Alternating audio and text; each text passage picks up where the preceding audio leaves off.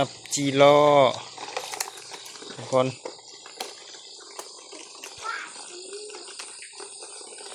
จับจีล้อจีใน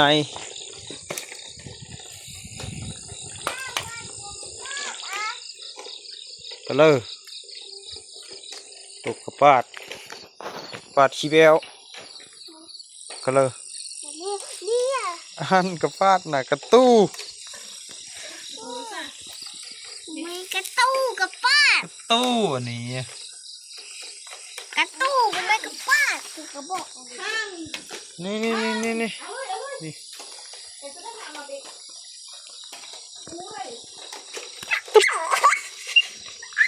เรียบร้อยได้เลยตัวเล็กที่ขาไอ้นี่นะอ่ะเจาะละกล่องน่ะขุดเอาแถวนี้มั้ยโหยจะโยนโยน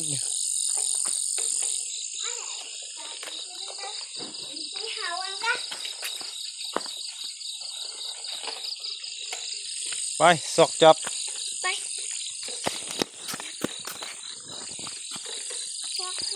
สอกจับจีรอนี่มาเนี่ยนี่เด้อ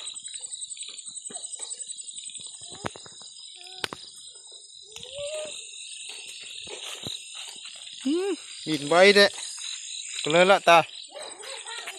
อุ่นแล้วใบใช่ปะไว้บ้ามัน เห็นปะ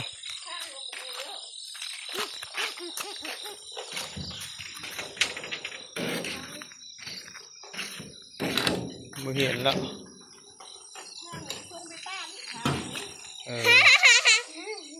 สรุปสรุปกุ้นสรุปซุ่งนะ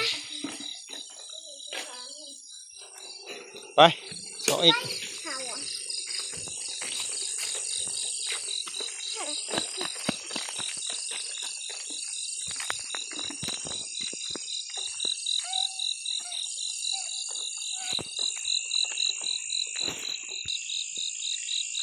สบายดีพ่อแม่พี่น้องสบายดียามค่ำคืนทุกคน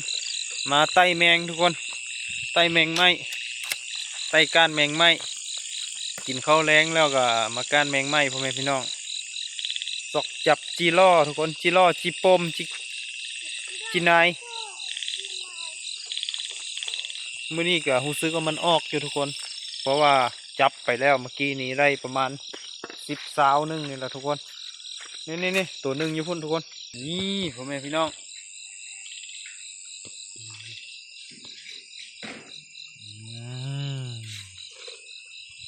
จีล่อทุกคน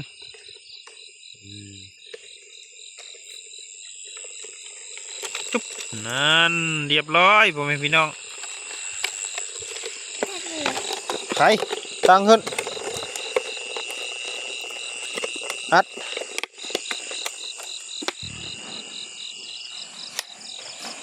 ซอกอีกพ่อแม่พี่น้อง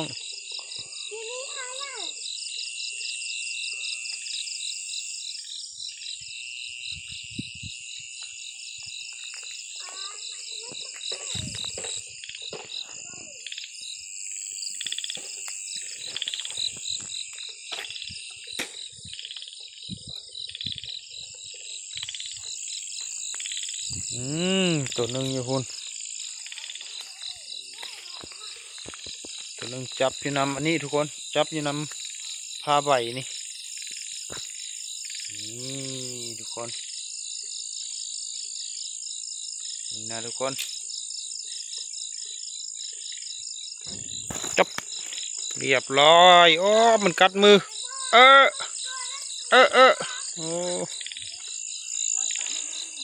เอาใคร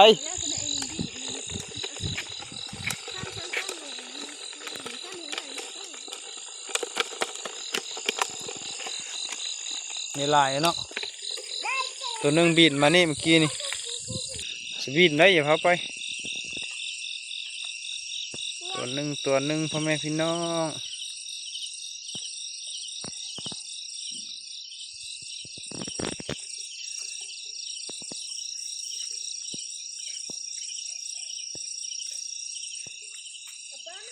จุ๊บ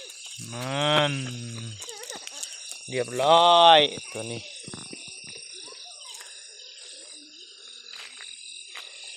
เอาปองมาซื้อ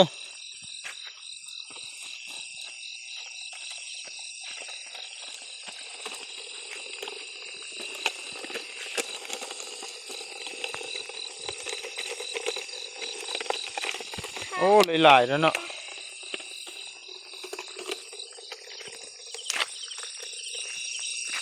ตัวหนึ่งอย่างนี้ทุกคน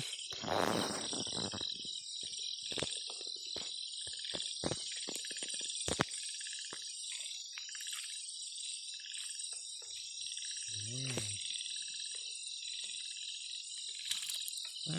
ม แต่กระป๋องมันก็นะ นี่ทุกคน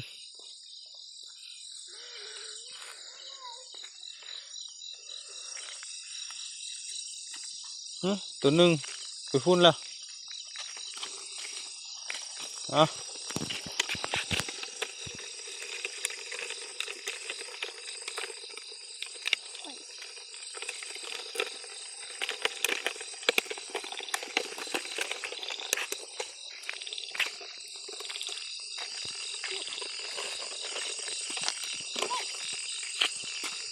ตัวหนึ่งบินมาพี่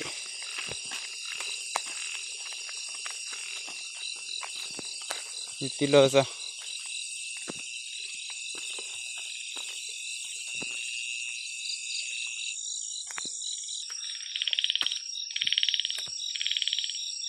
โอ้สองตัวหนึ่งอยู่นี่นี่ตัวหนึ่งอยู่นี่ตัวหนึ่งอยู่นั่นทุกคนเอาตัวนี้ก่อน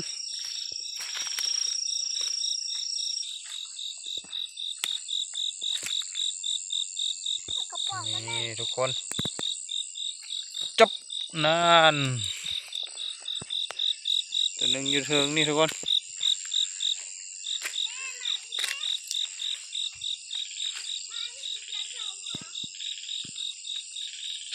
จับนั่นสองตัวเลย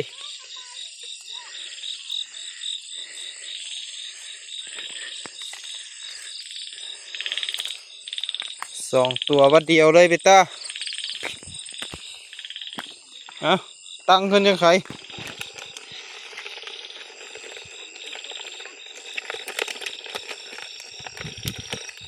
โอเคจับกระป๋องนะอุ้ยไม่หรอก อันเดอร์ ไม่หรอก อันเดอร์ก็เลยนะ ตัวเองท้องที่ปีที่มันจะบ่อยชอของพี่นะ ยี่ลำหูว่า ถ้าจับเนาะเบิ่งอยู่ข้างในมือสุก อันนี้นั่นน่ะตัวแมงจอนหรือว่าตัวแมงจอนอันนี้ตัวยูหูนี่ตัวนี้ บินมาตกมาขี้เลยมันจะซ่อนเลย จุ๊บมา ใส่ถ้าพอใส่แบบอีลูกอ๋อน้อยฮะจับมาป้อมาจับออกมา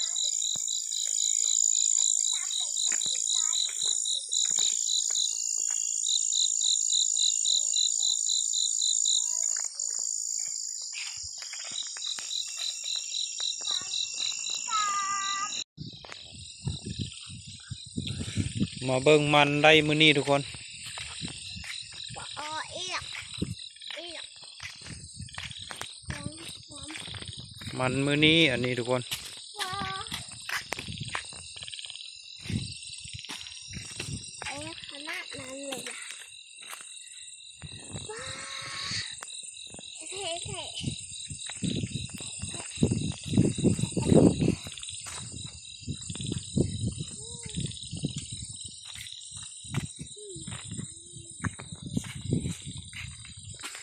มันก็งามอยู่พ่อแม่พี่น้องค่อนข้างจะงามอยู่40 ปลายต้นทุกคน40 ปลายตัน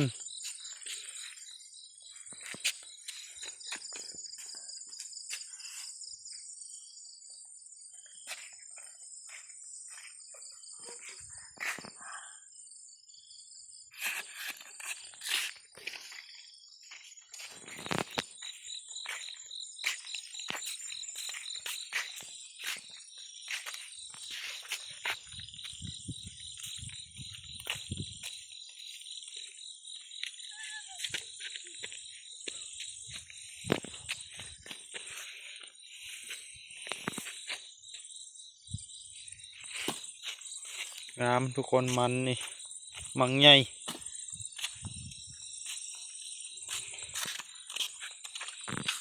โอ้เอ๋อ มังใหญ่ๆเลยมังเยอะๆเลยเนาะพี่ตา ไอ้หันกับไอ้หันไอ้หันกับไอ้หันให้จับแมงวันเลย มันทหารนี่นะคือว่างามน้ำเนาะผมมังเยอะจะปลูกปีเดียวแล้วทันเยอะจ้ามันมันจะมีปุ๋ยดีปะมีปุ๋ยจะมีต้องมีปุ๋ยดีเสื้อแล้วปลูกไร่นะครั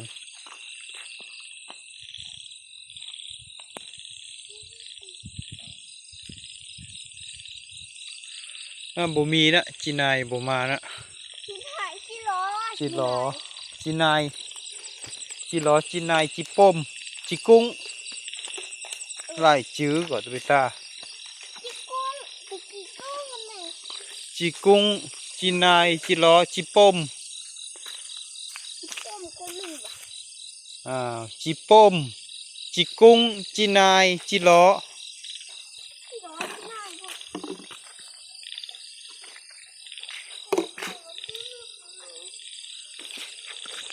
ไปเดี๋ยวนอน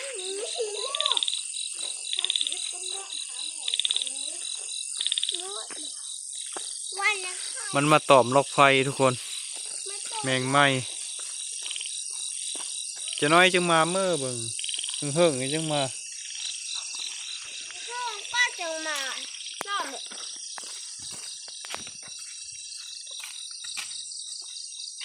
โอ้ย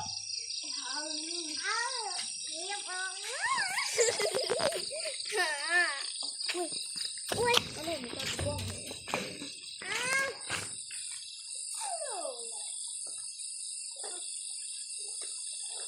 หลอที่ไหนคือป้อมคือกุ้งหลอที่ไหนคือป้อมคือกุ้งนั่งบนโต๊ะโต๊ะกับป้าเนาะโอ้ยว่ะ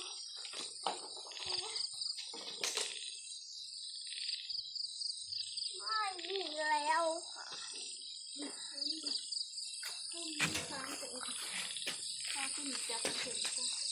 ว้ายเดี๋ยวนี้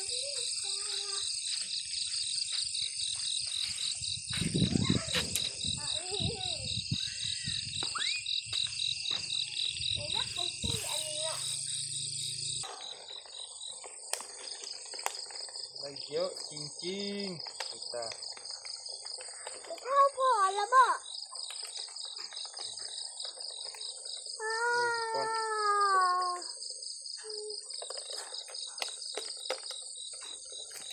นี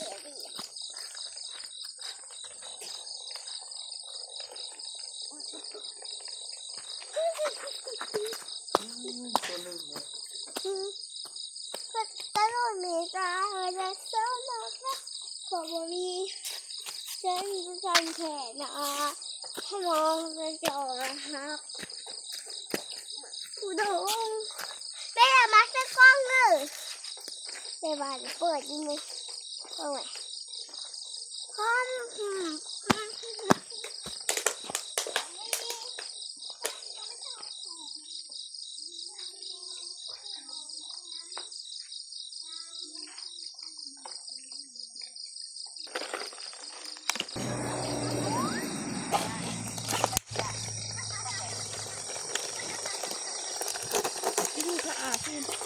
เอ๊ะหนักกระป๋อง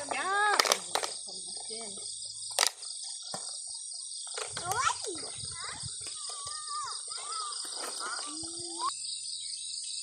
ทาได้สิก็ยังได้ยังเฮิ่งก็ยังได้ นอนเลยพี่ตา มาหุ้มมาเสร็จแล้วก็อีกนิดนึง มันนอนก่อนเนอะพี่ตาอยู่การจีรอนะไม่น้องเนอะเอามื่อต้นไม่เท่าน้อยเอ๊ะเนอะ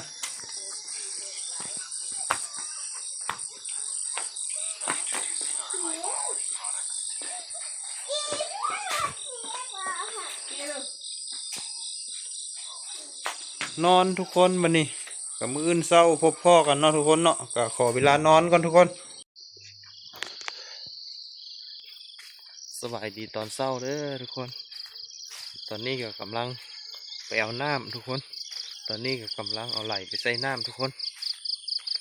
เอาไหลไปเสื้อเอาน้ำก่อนทุกคนตื่นมากะตอนไม่ติ้มน้อยกะ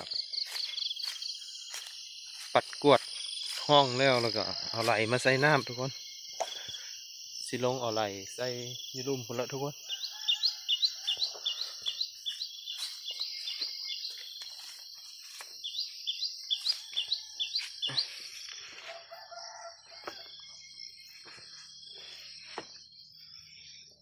ข้ามยากเถอะวะ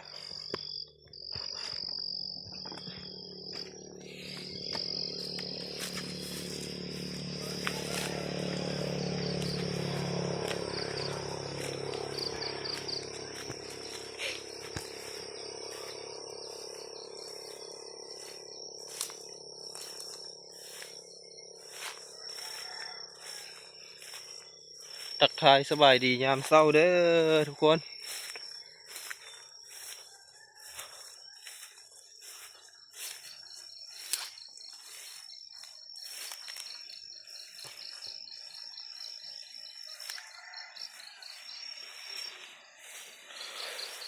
หอดท่าน้ำแล้วพ่อแม่พี่น้อง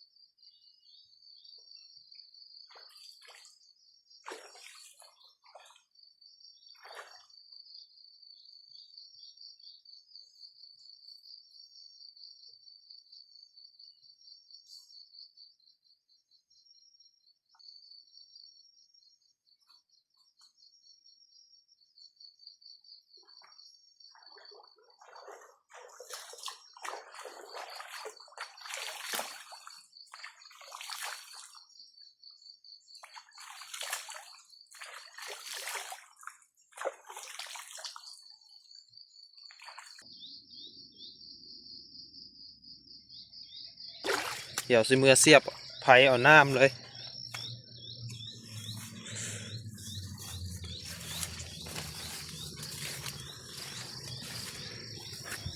ว้ารถเขาเจ้ามาเอามันแล้วติ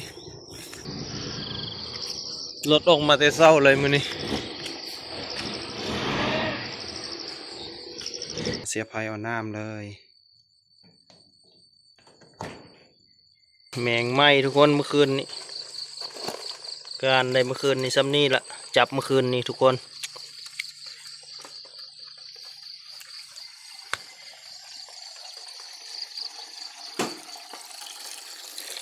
ไผแล้วก็มาจวกน้ำกันทุกคนใกล้เต็มละ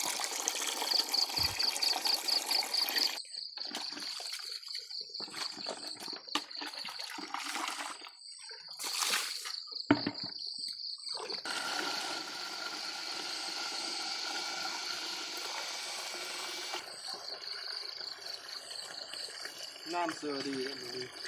เสือได้พ่นเลยเนาะ